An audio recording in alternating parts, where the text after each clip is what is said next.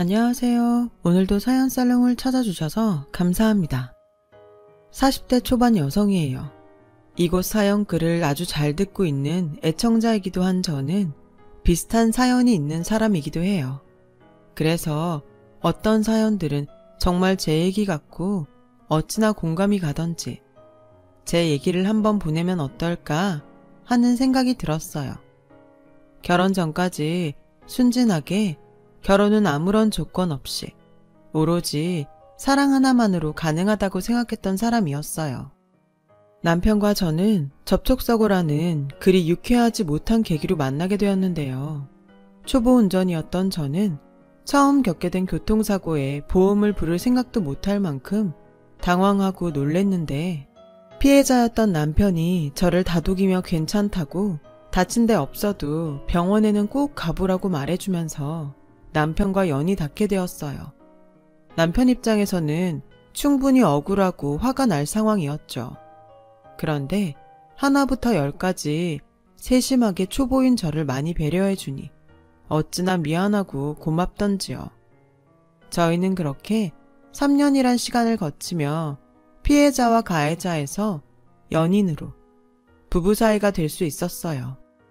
하지만 아이러니하게도 저에게는 한없이 좋은 사람인데 주변에서는 이런 남편을 알아보지 못했어요. 심지어 부모님까지도요. 부모님은 대놓고 남편을 만나지 말라고는 하지 않았지만 은근 깊은 사이까지는 가지 않았으면 하는 눈치였는데 그때 당시는 제가 눈에 콩깍지가 씌어도 단단히 씌어서 그런 눈치를 외면해버렸죠. 그러면서 저는 저대로 서운한 마음과 답답한 마음이 공존했었는데요. 다들 왜 사람을 보지 않고 다른 것을 기준으로 남편을 판단할까 하는 마음에 일종의 오기가 발동해서 남편에게 청혼을 받기도 전이었는데 결혼을 결심했어요. 이렇게 나중에 후회할 줄도 모르고요. 부모님은 제가 남편과 결혼하겠다는 말에 조금 더 신중하게 생각해보라고 말리시기도 했지만 제 마음이 워낙 확고하고 제가 또 남편 아니면 안 된다며 고집을 피우자 하는 수 없이 결혼을 허락해 주셨어요. 지금 생각해보면 남편은 어릴 때 아버지와 돌아가셔서 저와 결혼하기 전까지 홀어머니와 단 둘이 살았는데 아마도 저희 부모님은 홀 시어머니를 감당해야 할 제가 걱정이셨던 것 같아요.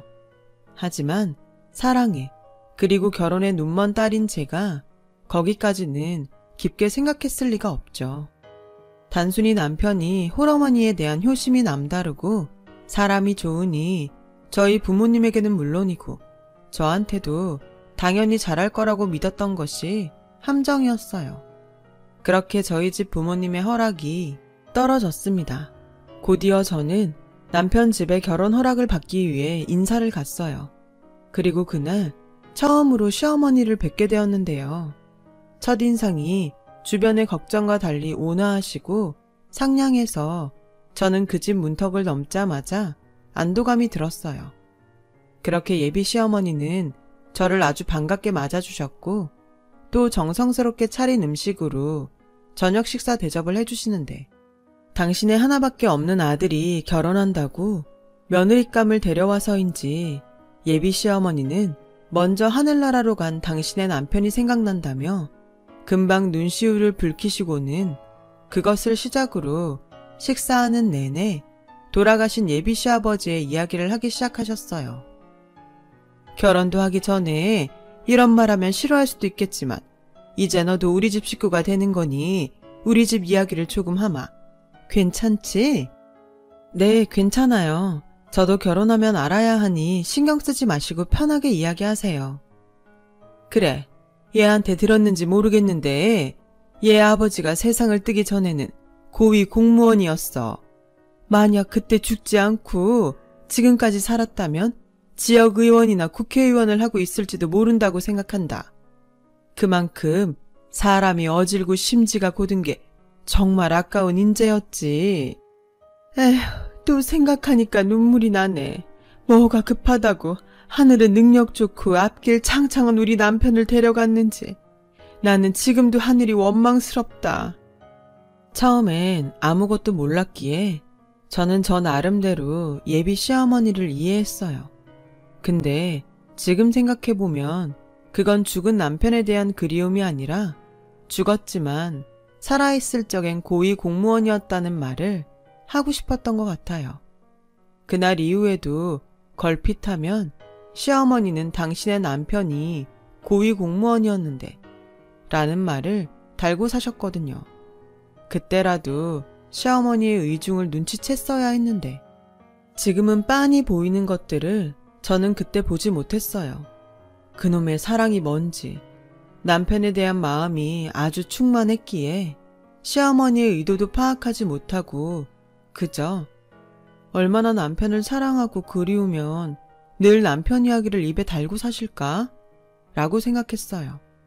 그리고 그 때문에 남편이 결혼하고 따로 나가 살면 가뜩이나 남편 없이 혼자 외로웠던 어머니가 더 외로워하실 것 같다며 저에게 결혼하고 2년 정도는 시어머니와 함께 살면 어떠냐고 물어보는데 저는 별다른 거부감이 들지 않았어요. 그러자는 마음이 생기더라고요.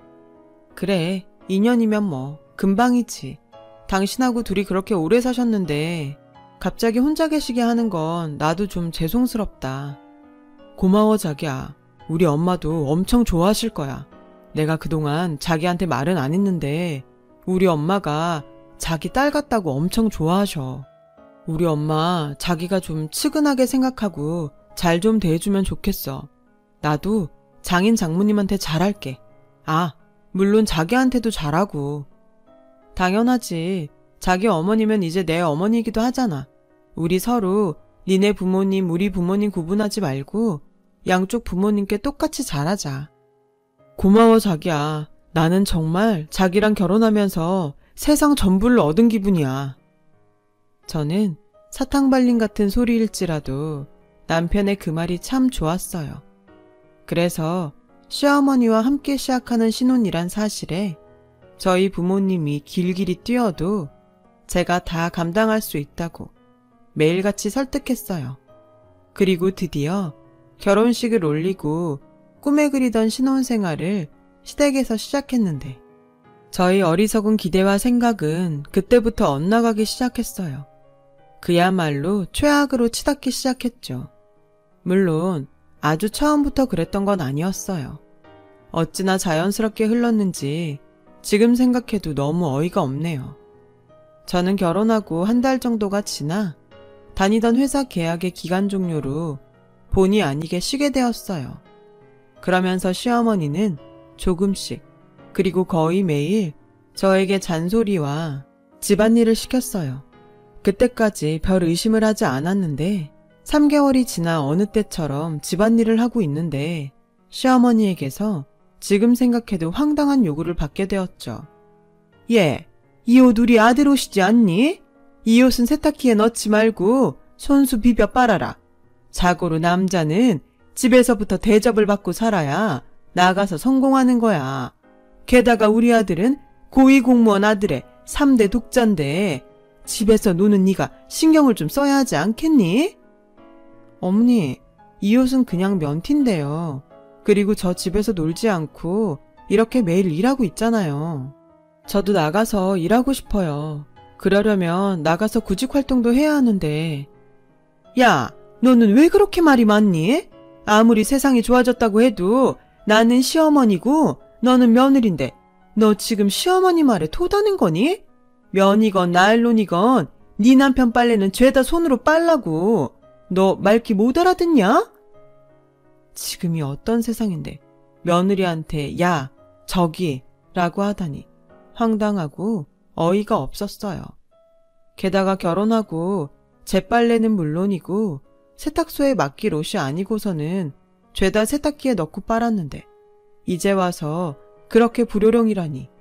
그 순간 너무 어이가 없고 불쾌하니까 뭐라고 말을 할 수가 없더라고요. 그래서 참고 있다가 퇴근한 남편에게 이 일을 이야기하니 가재는 개편이라고 남편의 말이 더 저를 어이없게 했어요. 원래 우리 엄마는 손빨래 하셔. 아마 당신이 하는 거 보고 몇 번이고 말하고 싶으셨는데 참았던 걸 거야. 자기가 좀 이해해. 여기 있는 동안은 엄마가 하라는 대로 하고 분가하면 자기가 하고 싶은 대로 해.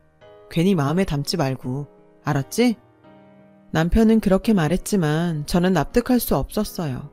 그때 어머니의 태도와 행동은 전혀 몇 번이고 참았던 사람의 모습이 아니었거든요. 이래서 남편은 남의 편이라 하고 아무리 좋아도 시월드는 시월드라고 하나? 저는 속으로 별의 생각을 다 했어요. 그런데 시어머니는 그날 이후 아주 작정이나 한 듯 남편이 출근만 하면 저에게 시집살이를 시키시는데 절대 빠지지 않을 거라고 생각했던 콩깍지도 그런 시어머니 시집살이에는 버티지 못하고 허무하게 빠지더군요. 날도 추워지니 너 시장 가서 소뼈 좀 사와라. 우리 아들은 매년 손수 달인 사골국을 먹지 않으면 감기에 걸려서 고생해. 3대 독자에 고위공무원 지낸 아버지 아들인데 정성스럽게 구워서 먹여라. 알았지? 얘, 너 우리 아들 호흡기 약한 거 몰라? 청소가 있다 오면 이먼지를 다 누가 먹겠니? 도대체 너는 니네 집에서 뭘 배워온 거야?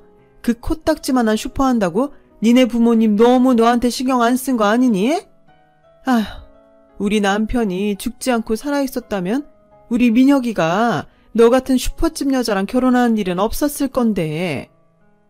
시어머니는 그렇게 점점 저를 넘어서 저희 부모님에 대한 험담도 개의치 않고 하셨어요.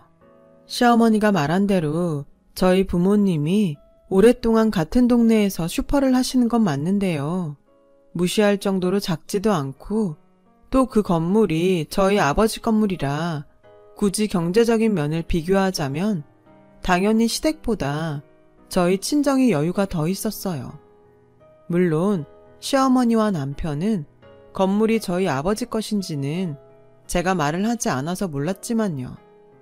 살아있는 시아버지가 아닌 돌아가신 시아버지가 고위공무원이었다고 저희 친정집을 하대하는 게 말이 되나요? 그래서 그날은 참지 않고 화를 냈어요. 그때 화를 내지 않으면 부모님에게 불효를 하는 것 같았거든요. 어머니, 말씀이 좀 지나치시네요. 저희 부모님 가게 하시면서 저한테 신경 많이 써주셨어요. 이런 집안일 가르치는 게 신경 써주는 건가요? 그럼 어머니는 민혁 씨한테 집안일 다 가르치셨어요? 앞으로는 말씀 좀 가려서 해주세요. 어머, 얘 지금 뭐라는 거야? 뚫린 입이라고 말 함부로 하네. 제가요? 함부로 말씀하신 건 어머니 같으신데요. 그리고 제가 하는 집안일이 그렇게 마음에 안 드시면 어머님이 하세요. 저는 나가서 민혁 씨처럼 돈 벌어 올게요. 원래 각자가 잘하는 걸 해야죠. 저는 백날 해도 어머님이 말씀하는 대로는 못할 것 같아요. 뭐? 시어머니는 그렇게 말씀하시고는 쇼인지 진짜인지 모르겠지만 뒷목을 잡고 주저앉으셨어요. 그리고는 아유 여보, 얘가 나 지금 당신 없다고 무시하네요. 우리 귀한 3대 독자 아들 얘가 다 잡아먹게 생겼어요. 아유 혈압이야. 나 이러다 오늘 밤 못 넘기고 당신한테 가는 거 아닌가 몰라. 라고 대성통곡을 하는데 이런 일이 TV에서가 아니라 진짜로 일어날 수 있는 일이구나 싶더라고요. 그리고 2년이란 시간을 다 채우기는 힘들지 않을까 고민하게 되었고 타이밍 좋게도 제가 임신을 하면서 분가할 명분이 주어졌어요. 그래서 임신 사실을 남편에게 알리던 날 조심스럽게 분가 얘기를 꺼냈죠. 자기야, 나 임신하고 곧 있으면 입덧도 할 텐데 아무래도 어머니랑 계속 같이 있기는 힘들 것 같아. 왜? 오히려 엄마랑 있는 게 더 낫지 않아? 게다가 아이 태어나면 자기 몸조리도 그렇고 아이 봐주는 것도 다 엄마가 도와줄 수 있잖아. 장모님은 가게 때문에 바쁘실 테니 이대로 엄마랑 지내는 게 나는 더 괜찮은 것 같은데. 남편은 아무것도 모르고 계속 제가 임신했기 때문에 더욱더 자기 엄마의 도움을 받아야 한다고 주장했고 저는 차마 당신 어머니 때문에 스트레스 받아서 여기 있을 수 없다는 말을 하지 못해 끙끙 앓아야 했어요. 지금 생각하면 바보 같지만 그때 당시는 시어머니하고는 사이가 변했어도 남편하고는 변하고 싶지 않았거든요. 그러면서 은근히 이제 혼몸도 아니고 남편을 3대 독자라 그렇게 극진히 하는데 제가 그 아들을 낳을 수도 있으니까 더는 저에게 시집살이를 시키지 않지 않을까 하는 기대를 하기도 했는데요. 기대와 달리 시어머니는 평소랑 똑같이 청소며 손빨래를 시키셨고 입덧이 심해져 주방에 있기도 힘든 저에게 나 때는 임신했어도 김장 100포기씩 하고 밤새 사골 끓이며 할 거 다 했다 라며 도끼 눈을 하고 엄살 피울 생각하지 말라고 하시더라고요. 그러면서 남편이 퇴근하면 마치 자기가 언제 저에게 그랬냐는 듯 다른 얼굴을 하더군요. 또 어떤 날은 저에겐 개모임을 간다고 하시고는 남편에게 연락해 제가 입덧이 심해 집에서 저녁 먹기가 미안하니 밖에서 간단히 먹고 들어가자고 하셨다는데 저도 사람인데 더는 참을 수가 없었어요. 자기, 내가 요즘 어떻게 사는 줄 알아? 자기 옷은 죄다 손빨래하고 어머니는 그 쉬운 청소기 한 번을 안 돌리셔. 내가 임신해서 입덧 때문에 그렇게 힘들어하는데도 당신 어머니, 당신이 먹고 싶은 음식은 꼭 만들어 오라고 하고 근데 입덧하는 나한테 미안해서 밖에서 식사를 하신다고? 내가 이러고 살아야 해? 나 힘들어. 내가 이러고 살려고 당신이랑 결혼했어? 지금 무슨 말을 하는 거야? 아무리 임신해서 힘들어도 거짓말은 하지 말아야지. 우리 엄마가 당신 얼마나 생각하는데. 그리고 우리 엄마가 어른이잖아. 당신 가만 보면 우리 엄마한테 예의가 없는 것 같아. 설령 자기 말이 맞다고 해도 자기가 며느린데 할 수도 있지 않아? 뭐? 당신 지금 그걸 말이라고 하는 거야? 며느리니까 할 수도 있다고? 그래, 나도 어머니가 상식적으로 이해가 가면 할 수 있는 건 할 수 있지. 근데 나도 우리 집에선 귀한 딸이야. 이런 거지 같은 대우를 받으면서 군말 없이 며느리니까 당신의 종처럼 살라는 거야? 아, 말을 해도 참. 나도 힘들어. 당신은 이제 회사 생활 안 하니까 속 편해서 그러나 본데 나는 회사 일도 힘든데 거기에 자기 짜증까지 받아야 한다고. 그래서 뭐 당신이 원하는 대로 엄마한테 엄마 때문에 힘들어서 여기 못 살겠으니 나가겠다고 하면 돼? 그럼 나 좀 편하게 해줄래? 진작 못할 거면 처음부터 못하겠다고 하지. 이게 뭐냐? 저는 어이없게도 제 탓을 하는 남편을 보고 뒤통수를 3개 얻어맞은 기분이 들었어요. 제가 결혼하기 전에 다른 거 뭐 본 게 있나요? 사람 하나, 사랑 하나 봤잖아요. 근데 지금 제가 사는 꼴을 보니 왜 그때 사람들이 다 저를 말렸는지 알 것 같더라고요. 결혼 전 남편의 모습은 어디로 가고 자기만 힘들다고 제 힘듦은 이해하지 못하고 그저 투정 정도로만 여기는 남편을 보고 있자니 제 스스로가 그렇게 초라하게 느껴질 수가 없었어요. 만약 임신 중이 아니었더라면 저는 그때 망설임 없이 이혼을 하고 싶었는데요. 뱃속에 아이도 있고 남편과 헤어지면 저 혼자 아이를 키워야 할 텐데 그러려면 친정 부모님에게 손을 벌려야 하니 이혼은 정말 더 참다 진짜 안 되겠다 싶으면 해야겠다는 생각이 들더라고요. 아무래도 친정 부모님의 반대를 무릅쓰고 한 결혼이었으니까요. 생각이 거기까지 미치니 저는 자연스럽게 어디에도 끼지 못하고 혼자 외롭게 지내야 했어요. 그때부터였던 것 같아요. 평생 모르고 살던 우울증이라는 병이 생기고 말았어요. 시어머니도 그런 저에게 지 팔자 지가 꼬는 거지 라고 비난했고 남편은 우울증이 먹고 살 고민 없는 배부른 사람이 괜히 걸리는 병이라며 저를 한심스럽게 보는데 배는 불러오고 어디 한 군데 마음 붙일 곳이 없으니 내가 결혼을 한 건지 이 집의 시어머니와 남편 사이에 끼어서 집안일 해주러 온 사람인지 모르겠더라고요. 그러던 어느 날이었어요. 그날은 아침부터 너무 힘이 들어서 일어나지 못했는데 아침이면 꼭 밥을 먹고 출근해야 하는 남편이 저에게 아침밥 타령을 하는 거예요. 전날 술을 먹어서 속이 너무 아프다면서요. 저는 나도 너무 아프니까 오늘은 그냥 가라고 했는데 남편은 가라는 회사는 가지 않고 시어머니에게 제가 아침밥을 차려주지 않는다며 시어머니에게 대신 차려달라고 말을 했더라고요. 그러자 득달같이 시어머니가 저희 부부 방에 들어와 제 얼굴에 찬물 한 바가지를 뿌리셨죠. 저는 속수무책으로 찬물을 뒤집어 쓰고 놀라 자리에서 일어나게 되었어요.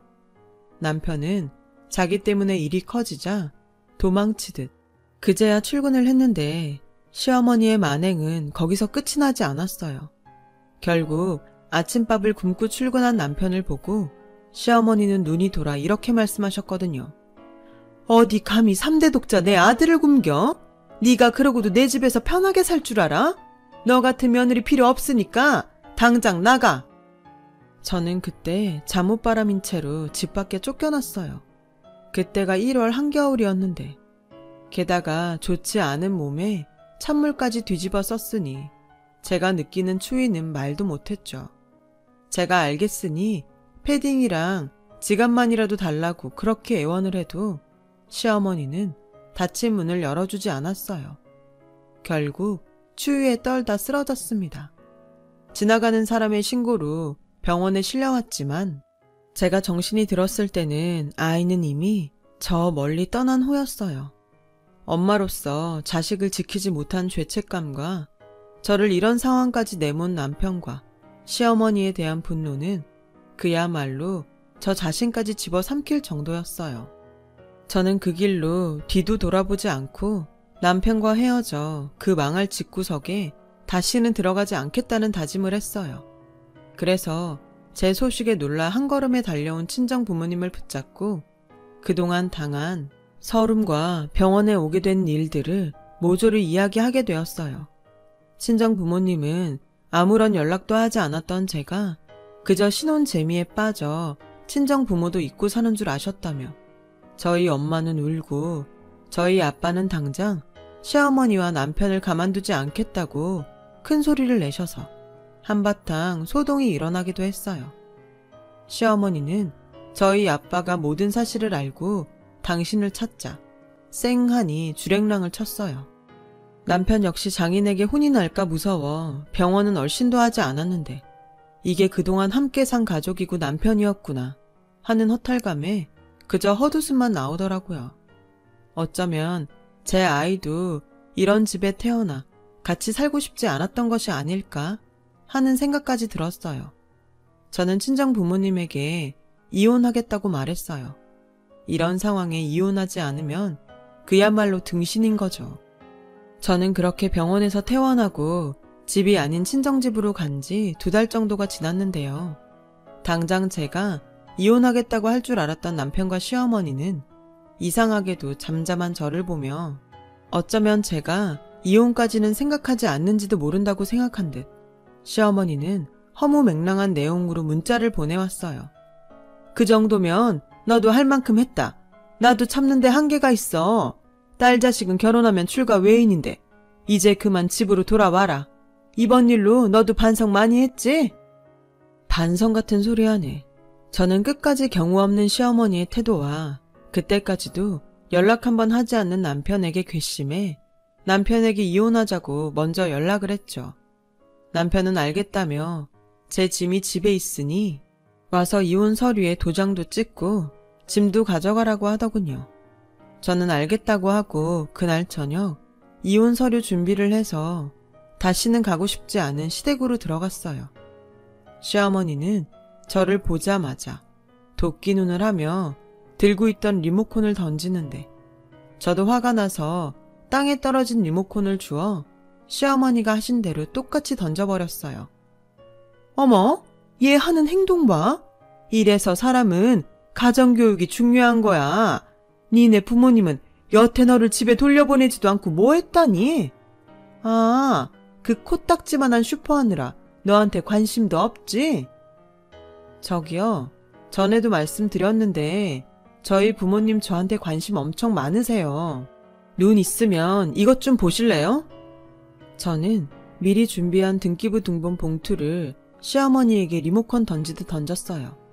그러자 시어머니는 뭘 가지고 와서 유세를 떠냐며 봉투를 열었고 여태 슈퍼가 있던 건물이 저희 친정 건물인 걸 까맣게 모르던 시어머니는 손을 바르르 떨며 할 말을 이르시는데 저는 이제는 제 차례 같아서 당한 만큼 갚아주자는 생각이 들었어요.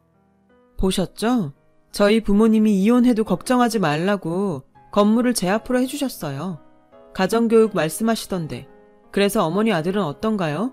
아침밥 안 해준다고 그 사단을 만들고 자기 자식이 당신 엄마 때문에 그렇게 됐는데 그 사람 일말의 죄책감은 있을까요? 그때였어요.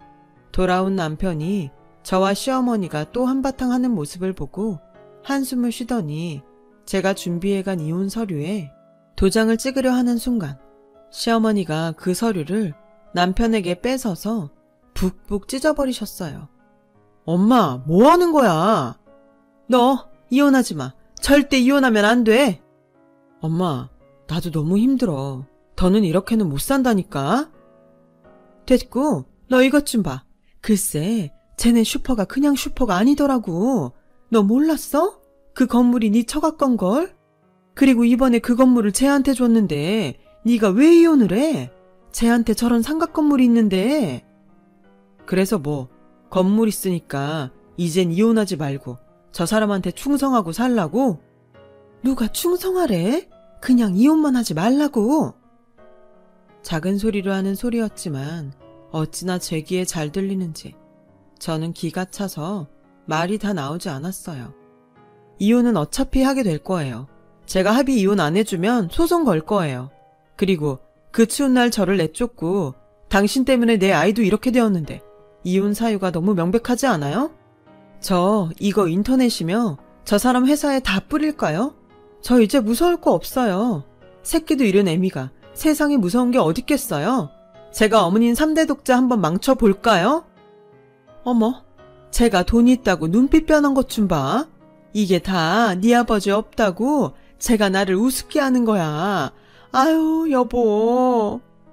어머님은 그렇게 평생 죽은 남편 그늘에 숨어 사세요. 제가 어머님을 우습게 알아요? 어머님이 저한테 한 행동을 생각하세요. 이렇게 된 거 진짜 재판까지 가볼까요? 알았어. 당신도 그만해. 당신 뜻대로 이혼하자. 그래. 그리고 이 말은 꼭 해야겠는데 당신 진짜 비겁해. 처음부터 당신이라도 가운데서 중심을 잘 잡았으면 우리 애기 그렇게 허망하게 가지 않았어. 당신이란 사람은 정말 죄책감도 없니? 그래서 이혼하잖아.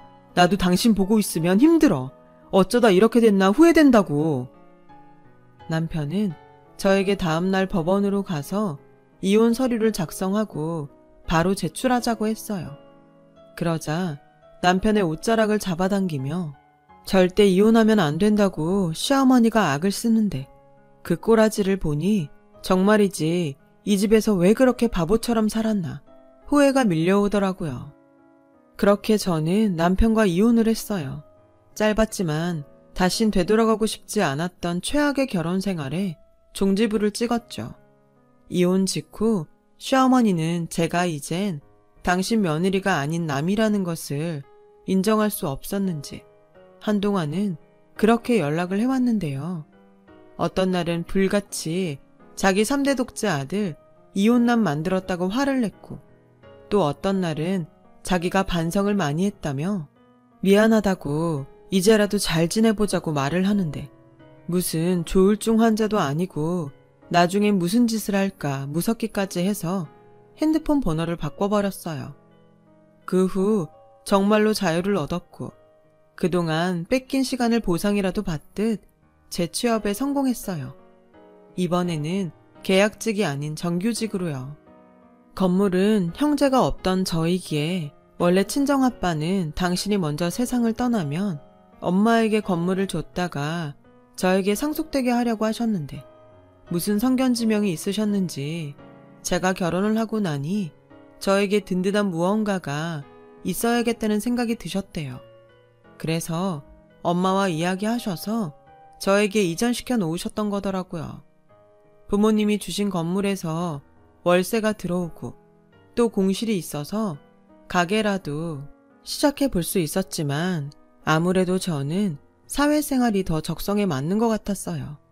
그동안 회사를 가지 않는 내내 그렇게 회사 다녔던 제가 그립더라고요. 그래서 저는 건물 명의만 갖고 건물에서 나오는 월세는 다시 부모님에게 드리고 있어요. 사실 그게 맞기도 하고요. 지금은 매일 똑같은 일상이지만 되찾은 평범한 행복이 마냥 소중하기만 합니다. 이런 소중한 행복을 이제는 절대 무슨 일이 있어도 놓치는 일은 없을 거예요. 하늘에 먼저 보낸 제 아가를 위해서라도 저는 꼭 그렇게 살려고요. 지금까지 저의 이야기를 들어주셔서 감사해요. 이렇게 애청하는 곳에 제 이야기를 털어놓으니 마음이 한결 가벼워지는 것 같네요. 여러분들에게는 어떤 아픔도 없이 항상 건강한 행복이 함께하길 기도하겠습니다. 여러분, 사연 댓글에 응원과 현명한 조언 부탁드려요. 좋아요와 구독은 저에게 큰 힘이 됩니다. 오늘도 좋은 일 가득하세요.